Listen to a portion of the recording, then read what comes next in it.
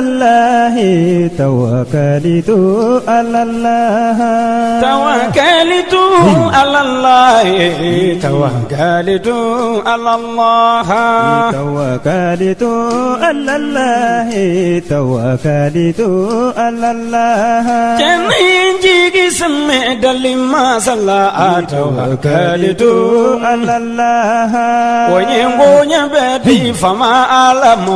توكلت Allah jongi jigi semme dali masala tawakalitu Allah o kammo jigi dege fama Allah tawakalitu Allah dali fe una fama Allah do tawakalitu Allah Allah jinu daba fama Allah do tawakalitu Allah Una fama Allah do tawakalitu Allah dani femeti ki dali masa do tawakalitu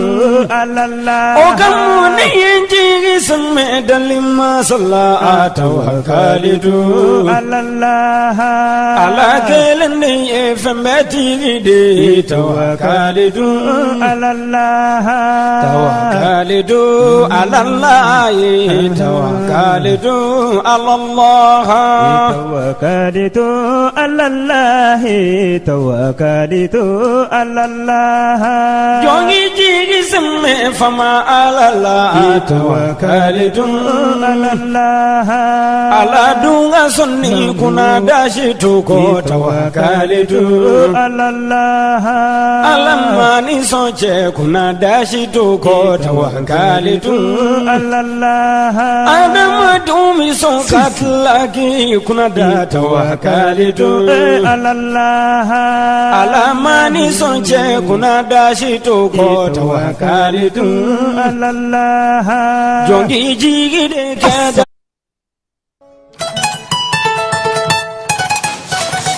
Va, oui,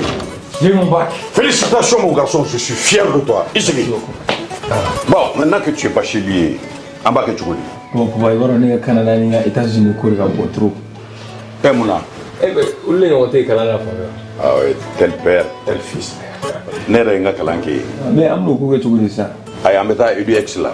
EduX? Oui, EduX, il y a quelques années, c'est eux qui ont fait les démarches pour ton grand frère. Ah bon?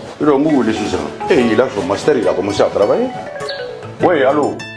EduX, c'est une équipe expérimentée qui assiste vos étudiants dans l'admission universitaire, la demande de visa, l'accueil et l'installation et assiste vos étudiants jusqu'à l'obtention de leur diplôme. Choisir EduX, c'est s'ouvrir les portes des meilleures universités au Canada et aux États-Unis. Appelez dès maintenant le 76 54 18 57 et permettez à votre enfant de réaliser son projet d'études.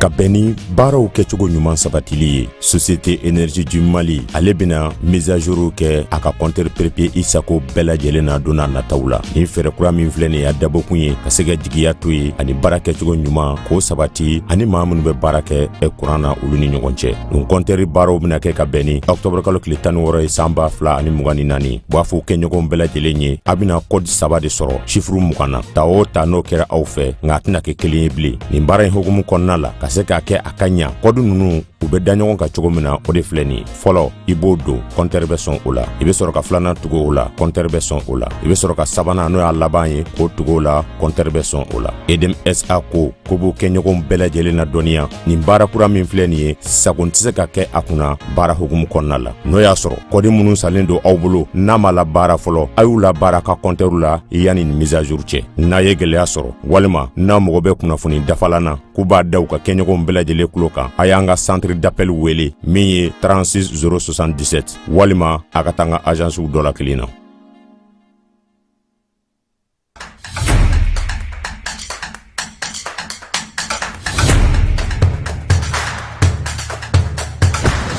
Bismillah, an ka jamukan kɛnɛ kan. Données personnelles, on en parle. Ni ye kunnafoni teliman min bɔra APDP mɔgɔw yɔrɔ ko k'a da cakɛdaw kulo kan jamana cakɛdaw baarayɔrɔ privéw i n'a fɔ banquiw microfinancew hôpitaux laboratoire de santé agence de communication presse écrite, presse audiovisuelle, minu, boulangerie, supermarché, hôtel, bar, restaurant, école publique, école privée, avocat, notaire, huissier, pharmacie, société de vente de véhicules. jamana cakɛda fɛn fɛn bɛ baara kɛ ni adamaden tɔgɔla kunnafoni ye Mali kɔnɔ ko courrier bɛna se aw ma k'aw invité aw kana aw ka traitement déclaré au niveau de l'APDP ni courrier in sera aw ma aw bɛ se ka wuli ka se APDP la aw ka traitement ɲɔgɔn fɛ aw b'a cartographier k'a dɔn aw kan ka formulaire jumɛn rempli o formulaire remplilen kɔfɛ aw kan ka musaka joli sara o bɛɛ lajɛlen bɛ d'aw tulo ka APDP la walasa aw ka kunnafoniya sɔrɔ ni courrier ninnu na aw bɛ se ka nɛgɛjuru ci 20 23 86 15 ou bien ka wuli ka se APDP la ɲɛfɔli ka k'aw ye k'aw bilasira.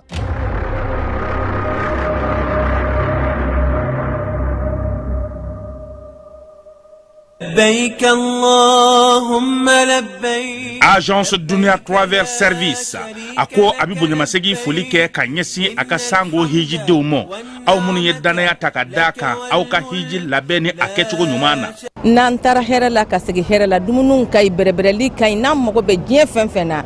u b'a bɛɛ lajɛlen k'a ɲɛ donc an b'u fo k'u barikada directeur min tun b'an nɔfɛ n'o ye Amadu Mayiga ye a jɔra a jɔyɔrɔ la ɲɛmɔgɔya ko fɛn fɛn a jɔra a jɔyɔrɔ la ka nisɔndiya mɔgɔw la ka mɔgɔw bɛrɛbɛrɛ ka koto mɔgɔw t'a la mɔgɔw tɛ min dɔn k'a ɲɛ yira mɔgɔw la an y'o baara de sɔrɔ duniya la kumu kelen kɔnɔ a ko ka aw bɛɛ lajɛlen laduniya silamɛ minnu bɛ Mali kɔnɔ ani minnu sigiyɔrɔ bɛnnen don diɲɛ jamana wɛrɛw ma k'a fɔ san wɛrɛ o hiji ni o umura o baaraw labɛnw daminɛna ka ban o tumana aw minnu b'a fɛ ka hiji kɛ damu lakana ni basigi kɔnɔ Agence Dunia a kɛmɛ ko fɛɛrɛ bɛɛ lajɛlen tigɛ ka hiji kɛcogo ɲuman kalanw bɛɛ lajɛlen labɛn ka bila aw ɲɛ min ye k'a dɔn siyɔrɔ ni damu ye ka surunya aw ka bato kɛ yɔrɔw la dumuni laki ka sanuma o bi tobi ka bila aw ka bolo ka saga n'a ka waati bɛɛ lajɛlen la dɔgɔtɔrɔ jolenw olu bɛ aw nɔfɛ hiji kɛ yɔrɔ ani bato kɛ yɔrɔ wɛrɛw bɛɛ lajɛlen la yɔrɔ bɛɛ ani waati bɛɛ baw bolo kuma dɔ o ka wusa ne de sen ka di ye Agence Dunia Travel Service jɛɲɔgɔn kelen min bɛ aw ka hiji ni aw ka humura kɛ k'a ɲɛ ale de do o fana ni aw bɛɛ kunnafoni wɛrɛ ɲini a ye weleli kɛ 66 71 37 24 70 64 99 71 ni aw bɛɛ u ka yɔrɔ ɲini u filɛ ni hippodrome yɛrɛ la immeuble station Soma Yafula Kulukɔrɔ sira da la o fana min y'i k'a dɔn Agence Dunia Travel Service ye k'u bɛ dugawu kɛ hiji ni umura kɛcogo ɲuman a n'a musakaw ala k'a nɔgɔya silamɛ bɛɛ lajɛlen ye.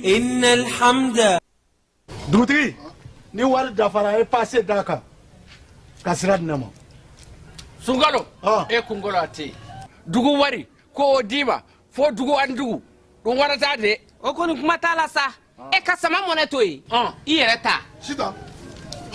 sidi ka numéro filɛ nin wari ci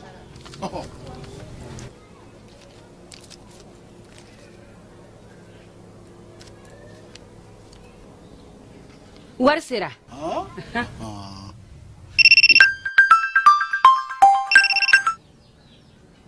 Allo i ye wari sɔrɔ o ɲɛna tiɲɛ yɛrɛ la ko ni sama bɛ maa min ɲɛ ko n komi t'i gosi ngonga sama mɔnɛ i yɛrɛ ta a sɔngɔ ka nɔgɔn ni Mali wari ci sira bɛɛ ye dépôt ye fu ye wari bɛ ci fu ni application ye wa bɔ sara ye musaka fitinin ye sama mɔnɛ ji ni courant bɛ sara n'a ye crédit bɛ ta n'a ye sanni feere bɛ kɛ n'a ye sama mɔnɛ nin y'anw maliyɛnw ta ye a y'a si filɛ ka nkalon bɔnda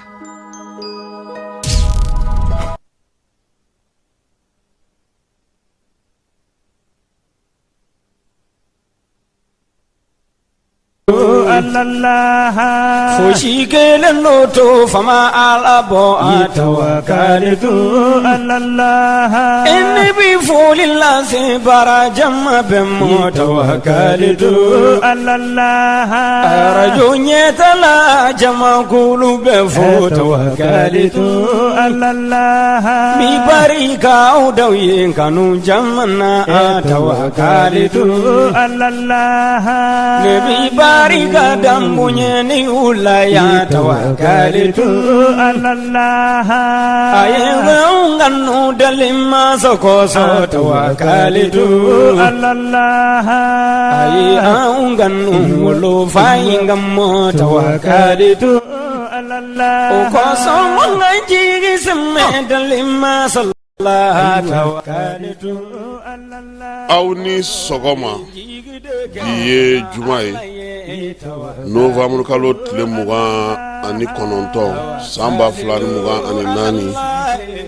Keba Ibrahim Jalo bɛ yan Amara Nun Keta bi yan ka fara ne yɛrɛ kan sɔgɔmada in na an ta yɔrɔ o ye primature ye n'o ye premier ministre ka baarakɛyɔrɔ ye n'an bɔra ye min ye faamu kɛ Kamara ye général de brigade garde national mɔgɔw ka chef d'état-major ale ye cɛdenw caman dilan ka di sɔrɔsiw ma nin waati na olu cɛdenw bɛna baara min kɛ an bɛna an da don la baara min fana bɛ sen na sa min ye lakanako sabatili la Mali ni PNUD ni ɲɔgɔn cɛ an b'an da don fana na ministériw hakilina ye jumɛn ye lajɛ min kɛra ni kalifa min kɛra u la k'u ka se ka wuli ka jɔ ni baara min kɛ an b'an da don la ni Ala sɔnna ma fana min ye yanni kibaruya in ka kun cɛ sa an n'a lajɛ an balima dɔw bɛ nin waati na Tinisikaw fɛ yen ko ko degun bɛ u kan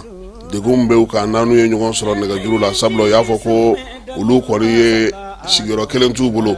u bɛ bouger kuma la u bɛ taa yɔrɔ la réseau bɛ yen u kɔni ko k'u bɛna fɛɛrɛ tigɛ yaasa ka se ka an wele n'u sera k'an sɔrɔ yanni jɛmukan in ka ban u bɛ diya an ye kosɛbɛ sabula damakasi don denmisɛnninw dɔw de don u ye ba tigɛ nka nin waati in na degun de bɛ u kan kosɛbɛ u bɛ ka balo ɲamaw de la k'aw dogo fana sabula ko min ye Tinisikaw ye olu kɔni bɛ k'u sɛbɛkɔrɔ ɲini fana u y'an ka kibaruya sɔrɔ k'an ka numéro sɔrɔ k'an wele n'Ala sɔnna ma n'an sera k'u sɔrɔ layala min b'u la sa an na o da bɛɛ lajɛlen tulo kan Amara jikanta ma nɔgɔn dɛ ale kuma ka ca dɛ ayiwa Ala ka sababu ɲuman k'an bɛɛ lajɛlen bi ye juma ye Ala k'an ka batokɛlaw bɛɛ lajɛlen minɛ Ala ka hinɛ an ka taabaw la Ala k'an mɛn ka saraka b'u ye Ala ka an yɛrɛ ɲɛ k'an ta don kɔnɔ an bɛna na bato minnu kɛ bi jumadonya bɛɛ in na Ala k'a bɛɛ lajɛlen minɛ an ni silamɛ bɛɛ lajɛlen ye nin ye an donkan ye sɔgɔma in na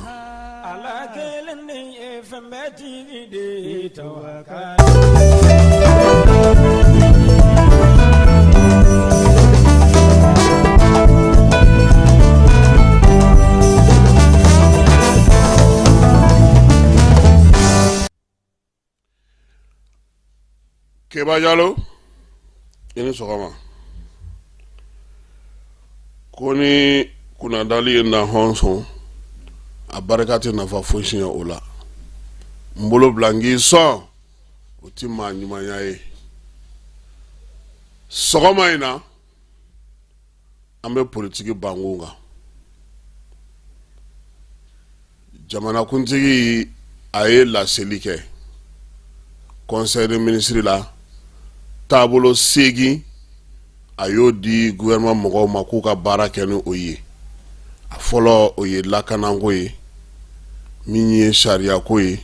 yɛlɛmaba minnu b'an ka jamana kɔnɔ ani jamana wɛrɛw cɛ sira ɲɛnabɔ taamaw jamanadenw ka hakɛw tɔbɔtɔli maanifinya taali ɲɛ kalanko ka taa se ko kalafili ko ka kɛ Keba ni da kana ni fini kana da bi labla ni kuma o kuma fɔra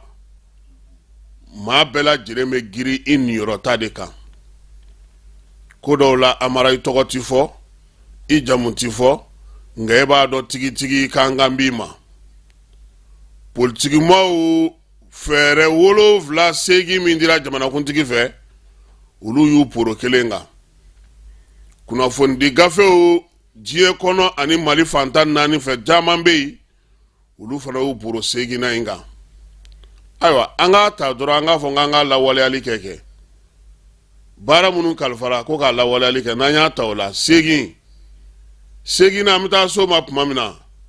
o b'a sɔrɔ dɔ kɛra dɛ n'a bɛ bɔ a da fɛ ka teliya nka Amara parti politikiw an tɛ sɛgɛn an tɛ ɲinɛ dɛ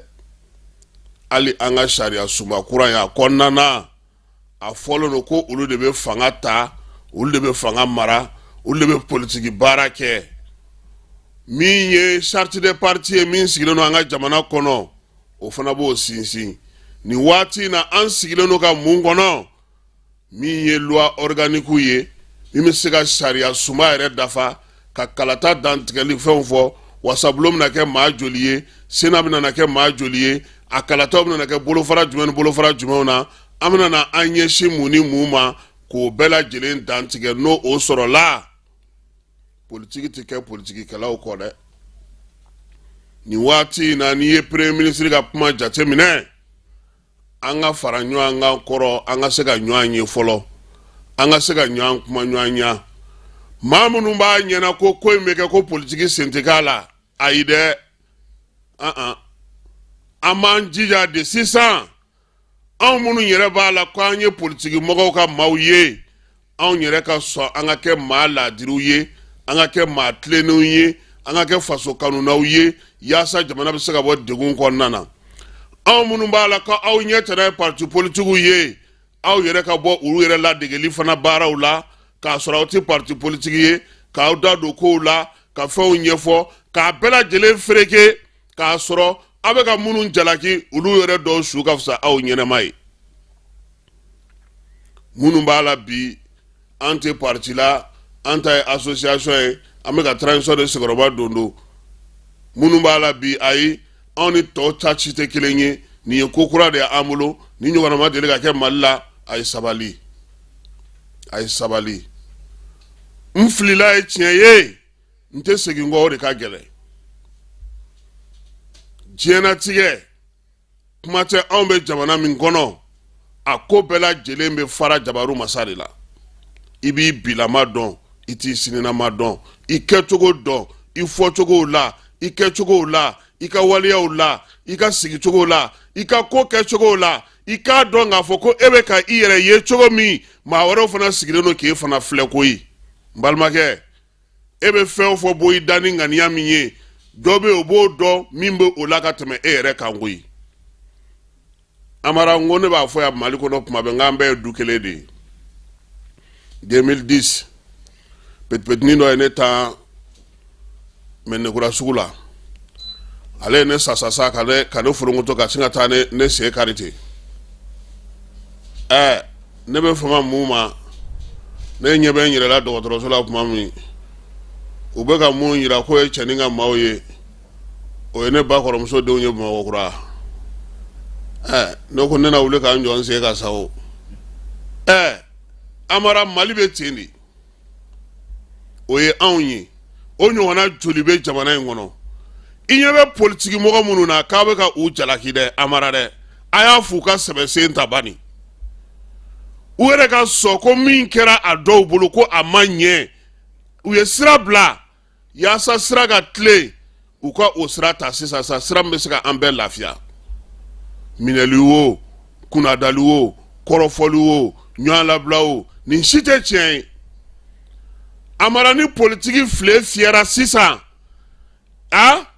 i bɛ fili Sogɛli ma i bɛ fili Modibo Sidibe ma i bɛ fili Koniba ma i bɛ fili Madame Si ma i bɛ fili PPR ma i bɛ fili Kɛbile ma i bɛ fili Tereta ma i bɛ fili ninnu bɛɛ lajɛlen ma Amara ka fɔ dɔrɔn ko e ye candidat ye bani i bɛ fili an bɛɛ ma sisan i b'a dɔn an bɛ min kɛ yan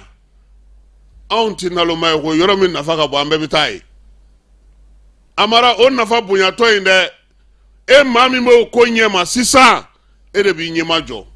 mun ye tɔw sɔrɔ o kana an sɔrɔ mun kɛra ka tɛmɛ o ɲɔgɔnna kana kɛ maliyɛnw fana kana u sigi ka politiki mɔgɔw lajɛ u bɛ ka politiki kɛ non u kungo de don anw tɛ politiki ayi dɛ e tɛ politiki ko la sira mana tigɛ k'e tɛ t'i ka baara kɛ ko politiki mɔgɔw don n'u bɛ fanga ɲini de la pɔn mana minɛ marche mana kɛ meeting mana kɛ jɔnni bɛ k'a kɛ a bɛ ka kɛ jɔnni kama u bɛɛ bɛ ka mun fɔ k'u bɛ na e de bɔ nɔgɔ la ne yɛrɛ y'i sigi ko e da t'a la i da b'a la dɛ o ɲuman ye min ye an ka kɛbaa ɲɛnamaw ɲini n'o tɛ minnu bɛ pan na bi ala ka n'i ɲɛ da olu ka ko kɛlen dɔw kan dɛ kɛba b'a kalama o meeting de bɛ kɛ fu wa an bɛ ɲɔgɔn nɛgɛ marche bɛ kɛ fu ka wuli ka jɔ kɛ fa bɛɛ lajɛlen fɛ e ɲɛna ko mɔgɔw ye nusɔgɔtɔ de bɛɛ b'a a dɔn sisan o ye dɔw fana ka sugu de ye o ye dɔw ka sɔrɔkɛyɔrɔ de ye o ye dɔw fana ka baara e k'a lajɛ kɛ minnu bɛ marche ni fɛn ninnu la u bɛ mun baara la aw ta k'u lajɛ u bɛ baara jɔnjɔn jumɛn na bi jamana ɲɛmɔgɔ yɛrɛ kan k'u hakili to nin yɔrɔ la minnu mara bɛ minnu bolo bi u kan k'u hakili to nin yɔrɔ ninnu na o maa si kana kɛ kojugu kolokoloba ye sabula a laban a bɛ segin i yɛrɛ de ma n'i ko maaw m'a kɛ ka ɲɛ i yɛrɛ k'i jija i ka sira tilennen ta jamana ye i bɛ na i bɛ taa de n'i taara minisiriso la photo lajɛ dɔrɔn mani i b'a dɔn la ka bɔ ko ala ye kami ɲɛgɛn amara bi maaw caman sewara maa caman ye kalata ko kuma bɛ jamanakuntigi yɛrɛ da maa caman y'a mɛn a ko k'u ka kalata labɛn baara kɛ maa caman y'a ye k'a fɔ ko a ye kuma minnu fɔ a b'a sɛbɛ la wulikajɔ minnu fana bɛ sen na o b'o yira CNT bɛ ka baara minnu kɛ n'o ye loi organique o b'o yira min ye premier ministre yɛrɛ bɛ ka wulikajɔ min kɛ o b'o yira wa don nataw la ministre fana bɛna na a baara kɛ a mara nka an ka fɛn dɔw fɔ ɲɔgɔn ye min bana bangera min ma an kana na tuguni ka ɲugu ka girin ka taa maaw ta k'olu sigi u k'a bɛɛ lajɛlen ɲaami ɲɔgɔn na tuguni ka na segin ko kelen in kan an kana sɔn o ma dɛ ka se ni politiki ko wulila sisan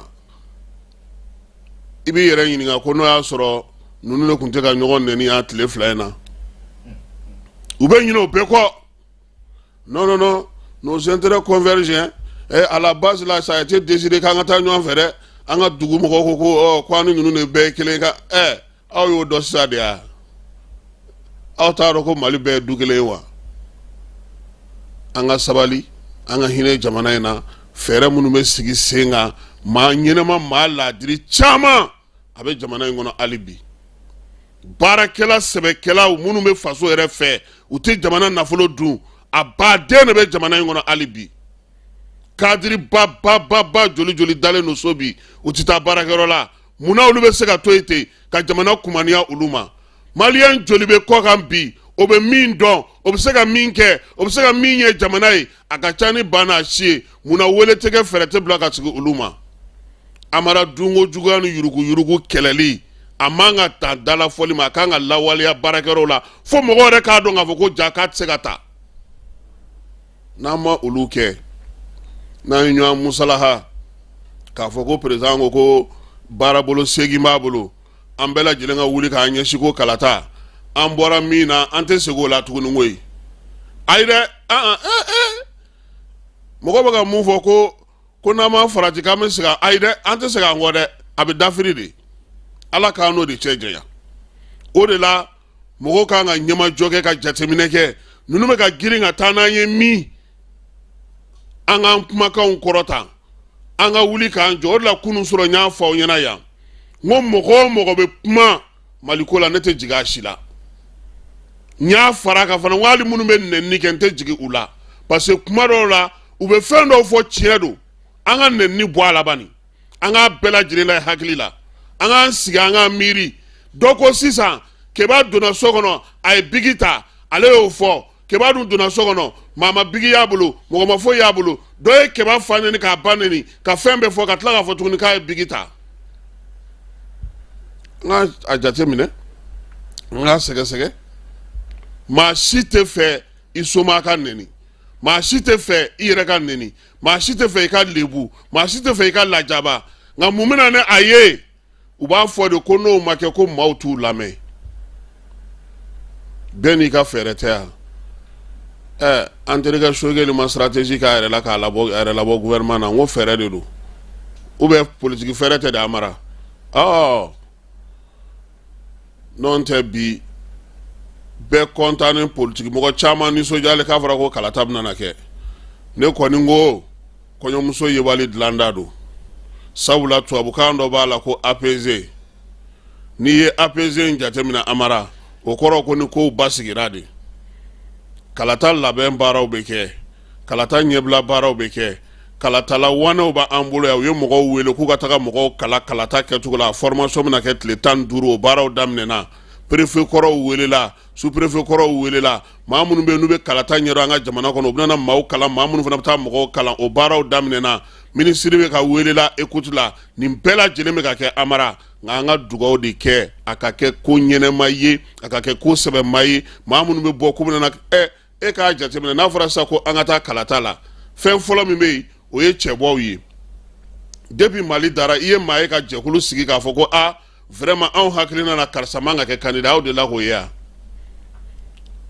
dɔ bɛ na sanni nafoloba ye ka bɔ kɔ kan an bɛɛ bɛ taa aran jɔ o tigi ka da la k'o jamuni daminɛ k'o tɔgɔ fɔ k'o solo k'o fɛ a bɔra min a ye nafolo sɔrɔ cogo di maa jumɛn de la k'olu baaraw k'an ka jamana kɔnɔ yan maa sɛbɛn minnu bɛ politiki la munna olu tɛ ɲɛ sɔrɔ parce que wari t'u bolo minnu bɛ wari sɔrɔ ni wari bɛ bɔ min u bɛ ka mun kɛ n'a ye a sɔrɔla cogo di n'an ma ninnu bɛɛ lajɛlen jateminɛ an ka kalata ko la an bolo b'a jɛ diɲɛ jamana minnu yɛrɛ bɛ an mara ko diɲɛ se bɛɛ bɛ u ye olu kɛlen don ka dan sigi maaw ma cɛbɔ la musaka hakɛ bɛ hakɛ la i tɛ se ka tɛmɛ o kan n'i bɛ cɛbɔ kɛnɛ kan anw minnu ka jamana tɛ waribatigi jamana ye mun b'an bali k'o ɲɔgɔnna sigi sen kan n'an mago b'an yɛrɛ la an k'an wuli kuma dɔn an k'an kɛ kuma dɔn n tulo b'a la fana ko fara ɲɔgɔn kan ti kɛ k'a sɔrɔ maa minnu fana bɛ yen n'u ye maaw degun n'u ka kiiriw ma kɛ k'u ta n'u bila u dɔw kan u f'u olu ɲɛna fara ɲɔgɔn kan tɛ se ka kɛ fana k'a to yen ten dɔrɔn ko parce que an bɛ fɛ ka taa élection na an ka yafa ɲɔgɔn ma an k'a kɛ ten non an ka tiɲɛw fɔ ɲɔgɔn ye an ka danw sigi kow la an k'an bolo di ɲɔgɔn ma an ka taa ɲɛ n'an ye fɛn fɛn namara dilan a bɛ bɔ an ye minɛn fɛrɛlen na don nataw la yan maaw ka hakɛw a kana olu tɔɲɔgɔn ka taa fɔ dɔrɔn ko politiki ko don ko a b'a lalaga ka na an ɲɛ bɛ fɛn dɔw natɔ la amara an kɔni tɛna n'an da d'a kan dɛ tiɲɛ ye gouvernement kura don tiɲɛ ye taabolo kura don tiɲɛ ye transition don mais min tɛ bɛn an ka to ka ɲɔgɔn hakili lajigin karisa aw filɛ ka nin min kɛ nin tɛ bɛn dɛ aw ni maliyɛnw ma bɛn nin kan a y'aw kɔlɔsi aw yɛrɛ la maa bɛ maaw la u tɛ se ka falen u tɛ se ka yɛlɛma u tɛna n'u jogow bila n'a y'olu ta ka don aw ka kow la aw hakili bɛ min na aw t'a sɔrɔ dɛ anw ta ye fandankan ye k'a fɔ a ye an ɲɛ bɛ mɔgɔw la u bɛ ka t'u ka CVw labɛn an bɛ mɔgɔw la u bɛ ka t'u ka papiyew labɛn vɛsiw bɛ ka taa san jɔyɔrɔ ɲiniw ni fɛnw kama transition tɔ min tolen filɛ nin o fana bɛna n'o fana kɛ u k'u hakili to u yɛrɛ la u k'u hakili to u yɛrɛ la a mara fɛn kelen fana b'an ka jamana kɔnɔ an k'o dabila ne b'a ye an yɛrɛ kunnafonidila caman na maa min b'a bɔ fanga la ka ban o laburujali o lagosili o dɔgɔyali o tɛ foyi ɲɛ n'i ye kolokuru ye ɲaman kan a ye don dɔ n'a de ja an ka maakɔrɔ minnu y'u se kɛ jamana ye an k'a dɔn u ye fɛn bɛɛ tɛ ɲɛ mɔgɔ bolo jɔn de bɛ k'a fɔ bi ko Asimi k'a bɛɛ ka ɲi ni mɔgɔ min y'o fɔ ko e tɛ jamana in tiɲɛ kalama jɔn bɛ se k'a fɔ Sadio Kamara ɲɛna k'a bɛɛ ka ɲi n'i y'o fɔ i filila parce que fɛn dɔw bɛ yen olu ma dafa o ma kɛ hali olu sɔrɔdasiw yɛrɛ sago ye fɔlɔ kuma tɛ anw civiliw ma amara ni maa bɛ kuma i k'i tɔ to fɛn o fɛn i b'a fɔ a fɔ bɛrɛ la parce que an ka jamana n'an bɛ fɛ a ka ɲɛ an ka sɔn ko dɔw ma an k'a dilan ka ɲɛ an kana girin tuguni ka taa an yɛrɛ don ko la parce que mun bɛ yen sisan o ye premier ministre kura nana a ka mɔgɔw gɛn a ka mɔgɔw ta jɔnw bɛna ta olu bɛ ka bɔ min u ye mun kɛ ka tɛmɛ n'aw girinna ka taa sogolo ɲɔgɔn kan ka taa ɲagami ɲɔgɔn na ka ɲinɛ ko minnu ye bɔra ye k'u ye dɔ kɛ aw bolo b'a jɛ dɛ maaninfin kɛra cogo o cogo i ka mara kɔnɔ i bɛ fɛn dɔ ɲuman kɛ aw y'o ɲumanw ɲini aw nana sigi minnu nɔ na aw k'o jateminɛ aw ka baara kɛ n'o ye aw kana dusu bila hakili ɲɛ baaraw la n'a ye dusu bila hakili ɲɛ aw tɛ se ka baara kɛ fɛn dɔ ka di maa ye nka o tɛ tiɲɛ ye dɛ fɛn dɔ se bɛ maa ye o tɛ tiɲɛ ye dɛ fɛn dɔ ka ɲi maa ma nka o tɛ jama sago ye dɛ fanga mara ye jama sago kɛli de ye jama ka lafiya bɛ sɔrɔ min na tiɲɛ kan o de ye fanga mara ye se bɛ n ye o ye je m'en fous n b'a nommer a nommer awɔ a nommer fɛn fɛn ka di a bɛɛ kɛ i b'a bila i kunna dɔrɔn e bɛ waatinin kɛ de la i ko diɲɛ sosigi yɛrɛ bɛ cogo min amara nin ye sɔgɔmada in na cadeau ye ne kɔni ye nin di politiki mɔgɔw ma sɔgɔmada in na n b'a dɔn maaw bɛ politiki la walayi u tilen n'u jɛlen u ŋaniya ka ɲi ka taa u faso ma maaw b'a la fana minnu y'a kɛ u filila u sɔnna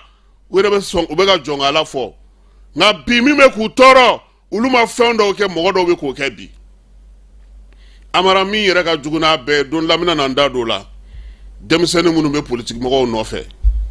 maloyala koba hɔrɔnya danbe yɛrɛ dɔn a tilara caman na dɛ nata kama e sera k'a fɔ i bɛ kama k'o ɲɔgɔnna tɛ yen ne hakili la hɔrɔnya la e kan k'i sigi kɛrɛfɛ e man ka don fɛn wɛrɛ la tuguni e sera k'a fɔ bɛrɛbɛrɛli tɔn kɔrɔtɛmɛnenw ma ko olu de tun bɛ se ko bɛɛ la bi hɔrɔnya ni danbe ni i bɔkolo kama i kan k'i ɲɛma jɔ dɔɔni.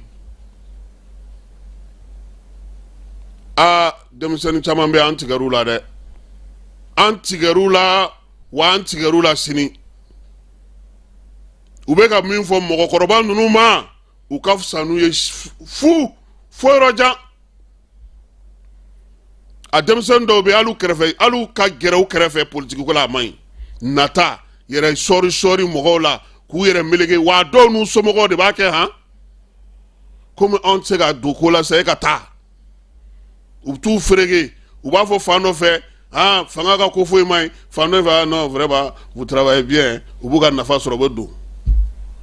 Wallahi Mali denmisɛnnin minnu bɛ politiki la a caman ye Mali feere. U y'u yɛrɛ feere wa u y'a k'u yɛrɛ la fana. Parce que mɔgɔninfin i bɛ fɛn o fɛn kɛ i b'a y'i ɲɛ na de. Sɔgɔmada in na nin y'an ka cadeau ye. An mara nin cadeau n b'a di politiki maaw ma. N yɛrɛ kɔrɔw caman b'a la han. E yɛrɛ bɛ dɔ don o ko la. Ɔhɔ hakili n'a tɔ dafa.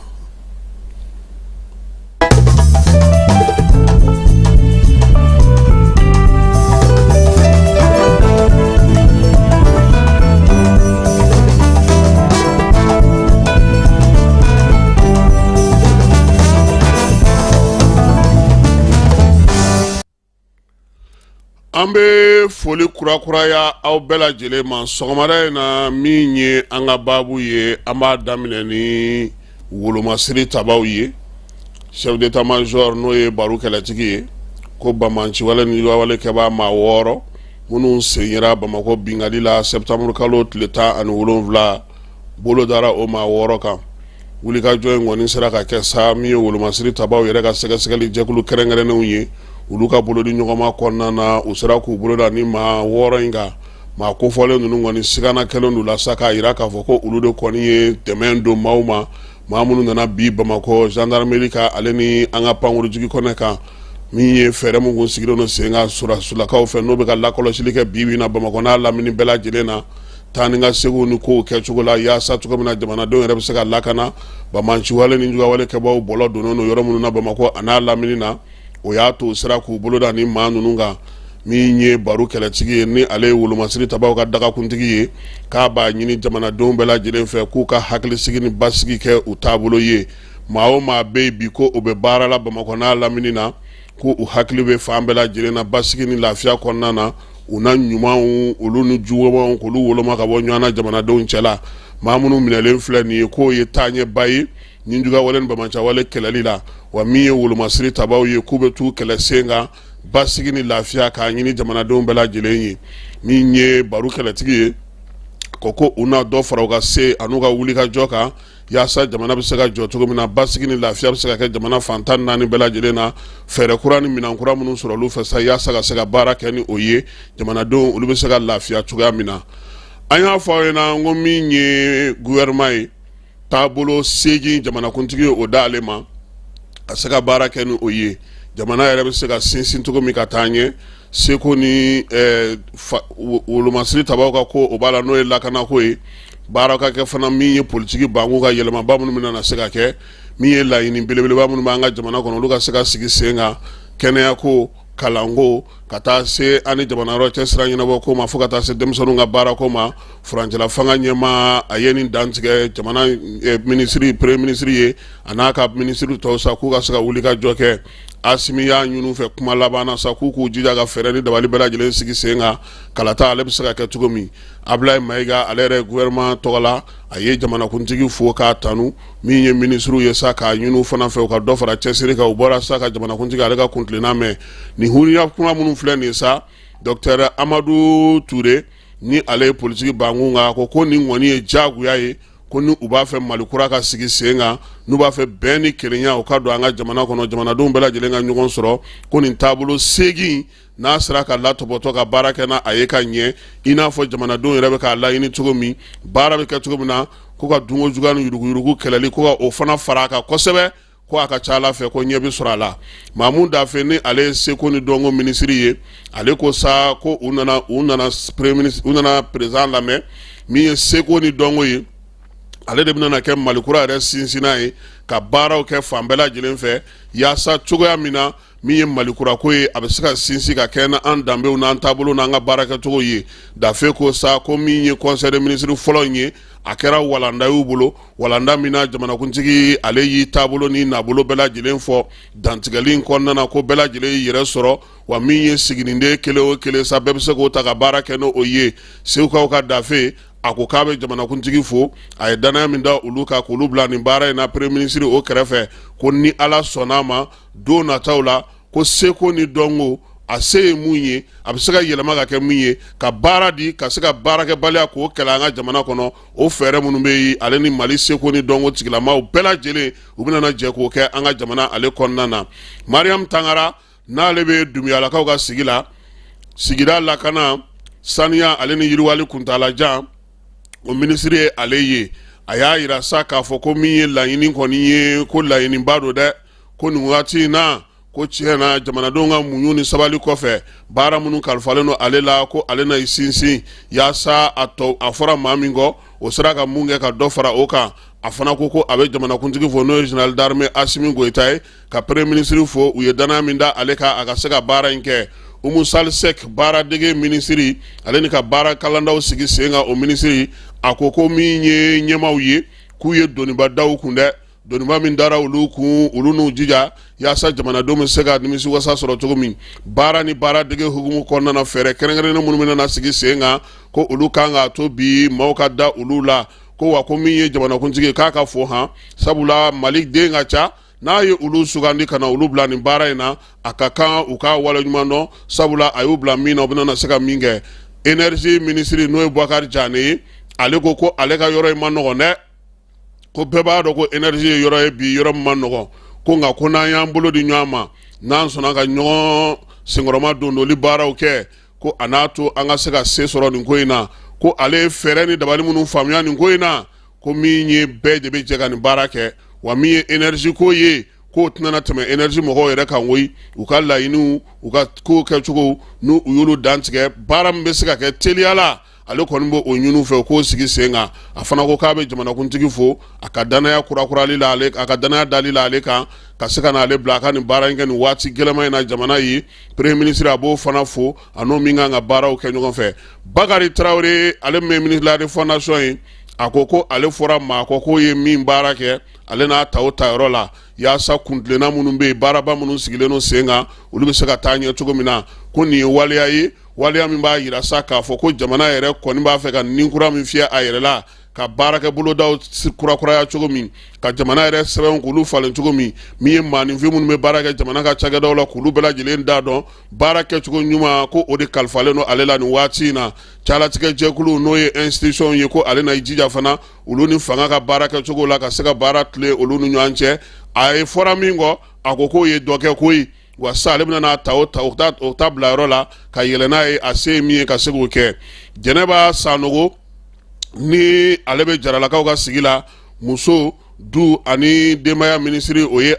o b'ale bolo ale fana ko olu ka ministre so in ko o baara ma nɔgɔn dɛ sabula musow ka ko foyi k'o ti ko denni ye nka a b'a dɔn k'a fɔ muso cɛsirilenw olu b'an ka jamana kɔnɔ u na wuli k'u bolo di ɲɔgɔn ma a ko min ye musɔrɔw ye Amara k'u ka musɔrɔw bɔ k'a kɛ cɛsirijala ye jamana musow kana to kɔ tuguni baaraba mun kalifar'u la u ka se k'u jeniyɔrɔ fi a ko la a fana ye bonyamasegi kɛ Assimi ye o min ye danaya d'a kan ka n'a don gouvernement ye ale kɔnɔna na premier ministre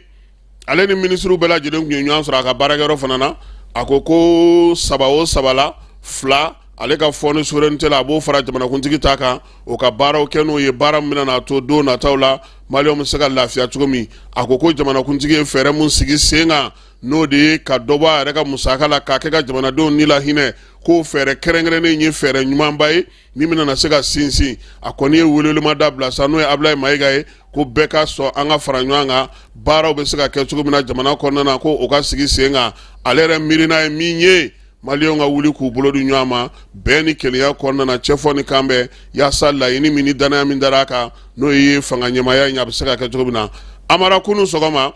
Ablaye a taara énergie la keba tun bɛ yen énergie kɔnɔna na sa min ye premier ministre ye a n'a nɔfɛmaw u nana énergie directeur ba ka taa fara ministre min bɛ énergie la u y'u kunbɛn min ye énergie baarakɛlaw ye u ka secrétaire général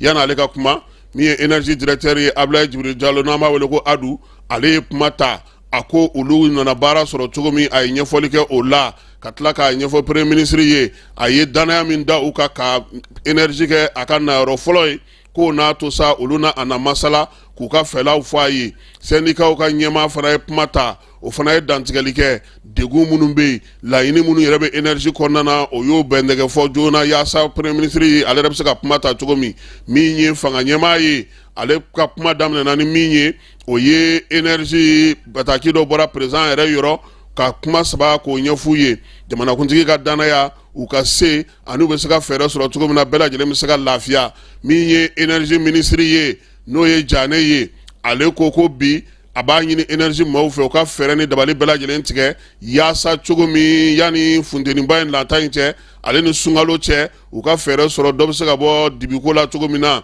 min ye premier ministre ye a ko énergie mɔgɔw ma ko fɛɛrɛ kɛrɛnkɛrɛnnen dɔ b'ale bolo k'u k'a to a k'o f'u ɲɛna dɛ Amara ko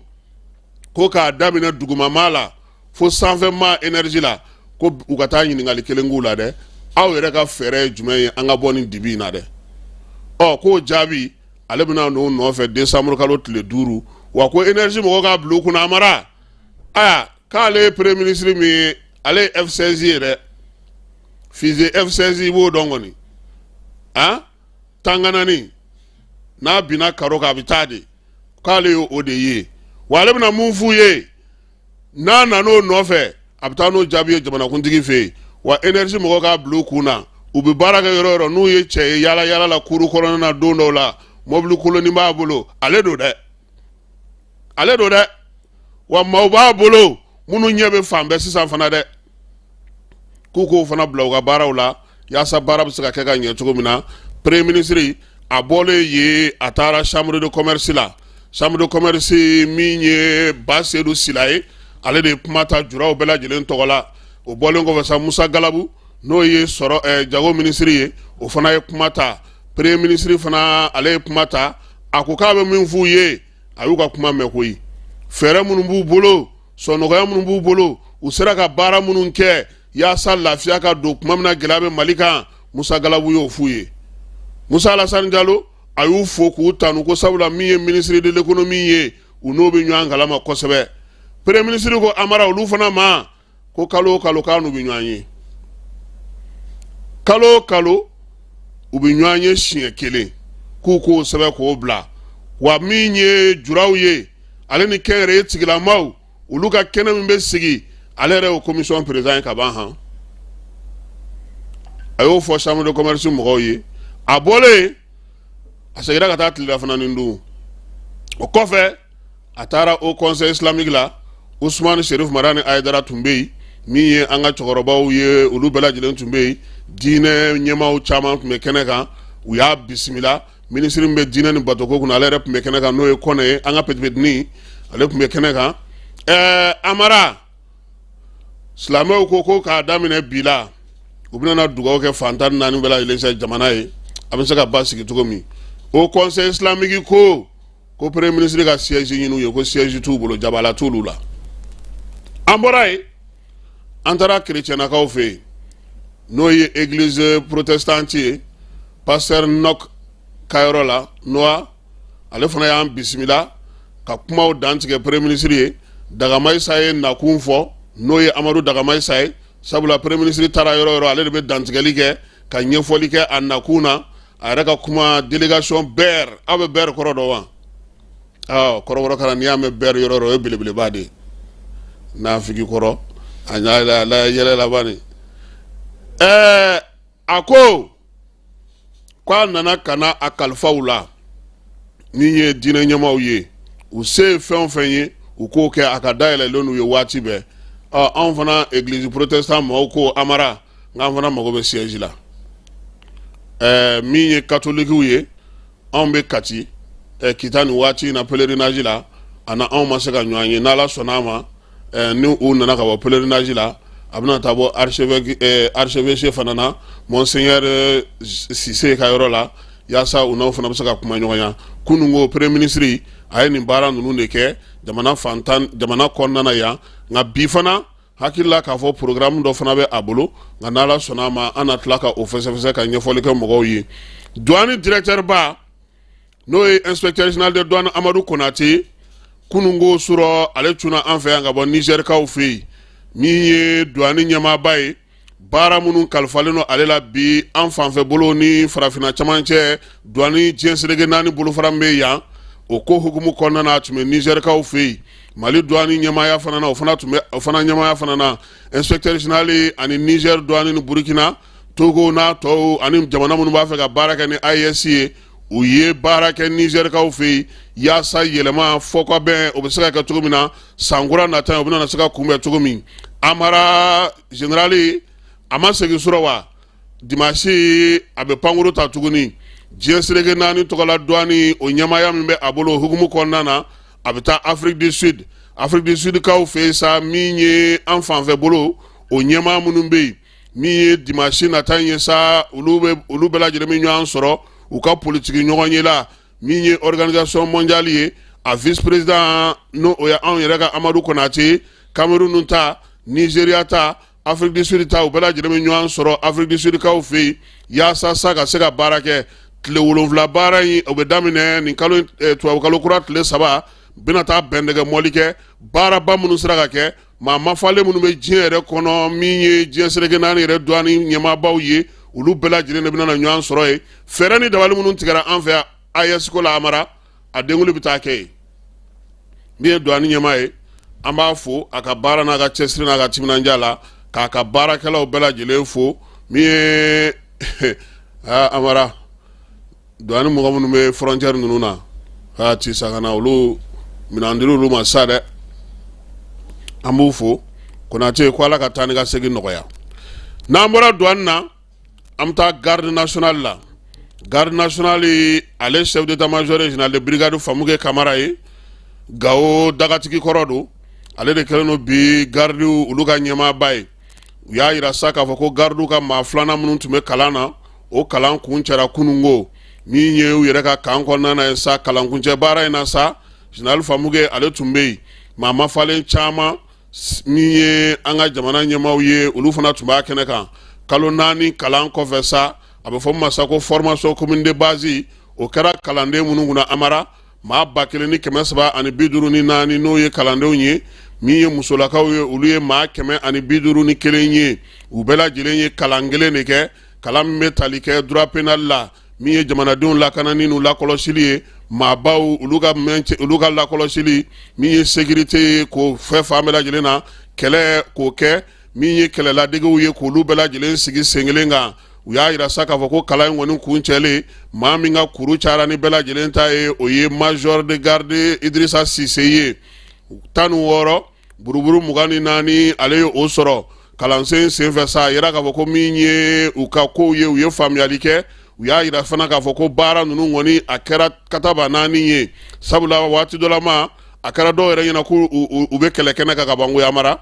sabula a bolokuru n'a senkuru ma anw bi yan anw tɛ taa ye dɛ tulon ka ti fɛn min na ne ko kɛba tun b'a kɛnɛ kan n k'ale de b'a fɔ ko tire a balle yɛrɛ ko ni min b'i jija o ka ne ti n'u y'a daminɛ tumutu kɛba ne bɛ n da kan n ka da sogo ka tila ka birifini ba biri n yɛrɛ la n'u tilara kuma min n b'a fɔ ko mon général n k'a kɛra cogo di ko il faut aller voir les chargés à la communication anw b'a kɛ ten kɛba Sorasi n'a ka fɛɛrɛ Kɛba Sangare n'ale taara kɔni baara don dɛ an b'a fo ka masawulew fo yan Sorasi dagatigiw bɛɛ lajɛlen k'u bɛɛ lajɛlen fo ka cɛsiri n'u ka timinandiya la su ani tile an terikɛba n'o ye Madi S ye Kati commandant de zone k'a fana fo k'a waleɲuman dɔn min ye garde nationale maaw olu ka kalansow bɛɛ lajɛlen ɲɛma n'o ye lieutenant colonel Ibrahim Kawu Tarawele ye a ye ɲɛmaaw fo sabula u ye dɛmɛ min kɛ yaasa nin kalan in ka se ka sigi sen ka garde kɔnɔna na a ye maa minnu ye kalan yɛrɛ kɛ denmisɛnnin ninnu kunna k'olu fana bɛɛ lajɛlen fo min ye garde kuraw ye ko u jɔlen filɛ nin ye aw bɛna na taa jamana ale lakana de la baara min na kalifalen no aw la jamanadenw lakanani do a y'aw jija min kɛra aw kunna yan aw ka kɛ misali ye aw ka kɛ maaw ye maa minnu bɛ adamadenya tɔbɔtɔ aw ka kɛ maa ye maa min b'a hakili to faso la ka faso kanu baaraba minnu ni jamana ye danaya da aw kan aw ka o k'aw taabolo ye chef d'état-major n'o ye faamu kɛ général de brigade ale fana ye tanuni bonyamasegin kɛ u ye minisiri kelen ta sibila kɛlen kɔfɛ ka ɲɛsin maaw ma minnu binna jamana ɲɛmaaw a y'olu fo a ko bi maliden bɛɛ lajɛlen minnu bɛ jalakɔrɔ minnu bɛ surasiya la minnu an k'an ye kelen pe i kɛra polisi ye o i kɛra gardi ye o i kɛra douanier ye o bɛɛ lajɛlen ko de lakana bɛ se ka sabati cogo min na ka bolo di ɲɔgɔn ma kɛ u k'a bila u kunna ko min ye bamanciwale ni wale kɛlɛli ye o tɛ kɛ ni sunɔgɔ ye o tɛ kɛ ni yaala ye o tɛ kɛ ni whatsapp lajɛ ye o ye timinandiya don o don k'i hakili to i yɛrɛ la fɔlɔ k'i hakili to maaw la maa minnu b'i ka mara kɔnɔna na a ko k'u bɔra ka kalan mun kɛ yan n'o ye kalekan min ye n'u y'o ta sisan k'o kan ka k'u taabolo ye wa fana min ye ni maa ninnu ye amara u ma tila koyi u bɛ taa aguerrissement fana kɛ tubaniso o kan fana kɔnɔ n bɛna kibaciw ma k'a fara tubaniso taabaw kan ka taa aguerrissement kɛ wa n'u bilar'o la u bilalen sa kɛnɛ kan u ye baara minnu kɛ faamu kɛ y'u fo k'u waleɲuman dɔn a la halisa an bɛ to surasiw ni lakana tigilamɔgɔw ka bolo kan fɛɛrɛ min bɛ sigi sen kan sa yaasa ka se ka lakana kɛ jamana fantan naani bɛɛ lajɛlen fɛ n'o ye a réforme ye commissaire réforme général Ablaye Kulubali ale de ye o ɲɛmaa ye Mali kɔnɔna na n'o ye général de division Ablaye Kulubali ye ale fana ye chef d'état-major kɛ ka tɛmɛ kɛnɛ kan sa u ni PNUD maaw ye ɲɔgɔn sɔrɔ hakilinaba min bɛ PNUD maaw la u y'olu dantigɛ k'a yira sa k'a fɔ ko san 2024 o baara fɔlɔ minnu kɛra o kɔnɔna na kalo 6 fɔlɔ la ko k'o kimɛli kɛ Ablaye y'a yira sa k'a fɔ ko u kɔni ye fɛɛrɛ minnu sigi sen kan o jaabiw maaw ye o ye baaraba minnu sera ka kɛ kabini décembre kalo san 2023 kana se bi ma ko min ye fɛɛrɛ minnu sigira segukaw fɛ yen o la kimɛli baaraw ko olu taara sira caman fɛ bi kɔni u bɛ se k'a fɔ ko min ye armée yɛrɛ ye ale ni an ka jamana ɲɛmaaw an y'an fosi ka bɔ accord de paix la pewu min ye baara min tun kan ka k'o kɔnɔna na Mali yɛrɛ y'o ta bi wulikajɔ ni cɛsiri min bɛ kɛ sa lakanako ta nasira la n'o ye bayɛlɛmaliw ye yɛlɛmaliw ye ko o bɛna sigi sen kan baara min kun kalifara olu la san 3 laban in kɔnɔna na k'o kimɛli baara o de ye nin ye wa min ye olu sera ka fɛn minnu sigi sen kan Asimi yɛrɛ ka laɲini na a n'a ka kuntilennaw la ko belebelebaw bɛ tali kɛ lakana ale bayɛlɛmali la k'a kɛ lakana ye lakana min bɛ se ka bɛɛ lajɛlen sɔrɔ fantan naani bɛɛ lajɛlen fɛ a ko sisan ni kumaw bɔra la lawaleyali o de waati selen nin ye général de division Ablaye Kulubali ko min ye yɛlɛmaba ye o ye sisan sa u yɛrɛ ka minisiri so ale kɔni kun ye min ɲini u fɛ o de ye nin ye sɛbɛnw filɛ nin ye baara o de bɛna daminɛ sisan yaasa lakana ko min fɔra fantan naani bɛɛ lajɛlen fɛ mara kɛcogow fana na sigidaw bɛɛ lajɛlen kɔnɔna na wolomasiri tabaw kan ka se ka minɛn minnu sɔrɔ lakanako la ko olu laɲiniw bɛɛ lajɛlen kɔni filɛ nin ye minisiri so ale de kɔni bɛna i jija sa yaasa ka se ka minɛnw ni fɛnw sigi sen kan baaraba minnu fana kɛra ko Dawudu kɔnna k'o baaraw bɛɛ kɛ ka ban koyi olu bɛ ka minɛn minnu fɔ ko Dawudu olu dili daminɛ polisiso k'a tilara olu la pewu an yɛrɛ bɛɛ b'o ye Dawudu kɔni bɛ minɛn di la don o don ale ka teli a nɔ ka ɲi sɔgɔmada in na